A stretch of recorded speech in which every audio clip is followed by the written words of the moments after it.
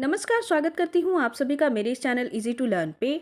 बच्चों, आज मैं लेकर आई हूँ आप लोगों के लिए और एक बहुत अच्छी कहानी। ये है अच्छी सलाह। चलिए शुरू करते हैं। एक नदी के तट पर हंसों का एक समूह रहता था। उस पूरे दिन में वे नदी में हंसी ठिठोली करते रहते थे और घूमते रहते थे। उन्होंने अपने घोंसले तट पर ही स्थित एक ऊंचे व मजबूत बरगद के पेड़ पर बना रखे थे। एक दिन समूह के सबसे बड़े और बूढ़े हंस ने सारे हंसों को बुलाकर कहा, मैंने पेड़ की जड़ के पास ही एक बेल को उगते हुए देखा है। उस बेल को तुरंत उखाड़ फेंकने की जरूरत है, नहीं तो वह बेल पेड़ के तने का सहारा लेकर ऊपर तक आ जाएगी। किसी शिकारी या सांप के लिए उस बेल का सहारा लेकर ऊपर तक आना बहुत आसान हो जाएगा। हम सबकी सुरक्षा इसी में है कि उस बेल को तुरंत नष्ट कर दिया जाए। मैं काफी बूढ़ा हो गया हूँ और अकेले उस बेल को उखाड़ने की सामर्थ्य अब मुझ में नहीं है। तुम लोग उस बेल को उखाड़ फेंको।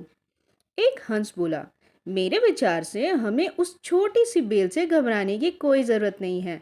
मुझे तो यही समझ नहीं आता कि हमारे इतने बड़े झुंड को एक छोटी सी बेल से क्या खतरा हो सकता है। दूसरे हंस ने कहा, तुम सही कह रहे हो। व्यर्थ ताकत खर्च करने का कोई फायदा नहीं है। जो बेल अभी खुद जरा सी है, उससे भला हम क्यों डरें? अगर खतरा होगा तो उसे निपट लिया जाएगा। उन हंसों ने बूढ़े हंस की सलाह पर कोई भी ध्यान नहीं दिया और भोजन की तलाश में उड़ गए। बूढ़ा हंस अकेला रह गया। उसने सोचा, छोटे हंस मेरी बात नहीं मान रहे हैं। मुझे पता है कि भविष्य में इस पेड़ पर कितना रहना खतरनाक होगा। यह सोचकर वह बूढ़ा हंस पास में ही स्थित एक दूसरे पेड़ पर रहने लगा। धीरे धीरे समय गुजरता रहा। बेल खूब लंबी और मजबूत हो गई।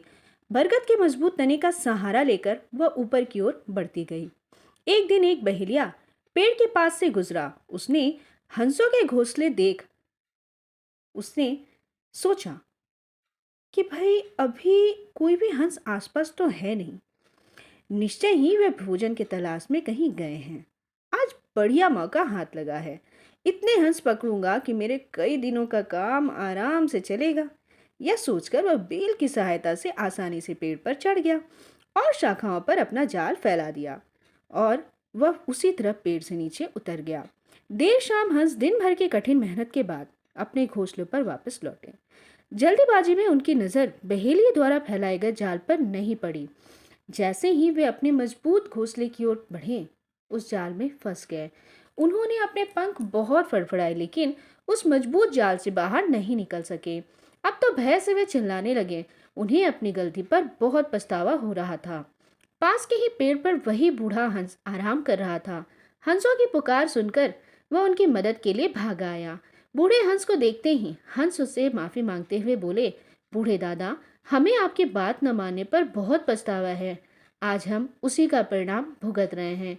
एक बार हमें इस मुसीबत से निकाल दीजिए, फिर हम कभी आपकी आज्ञा का उल्लंघन नहीं करेंगे। बूढ़ा हंस बहुत ही बुद्धिमान और अनुभवी था। उसने हंसों को इस जाल से छूटने का एक ही तरीका बताया।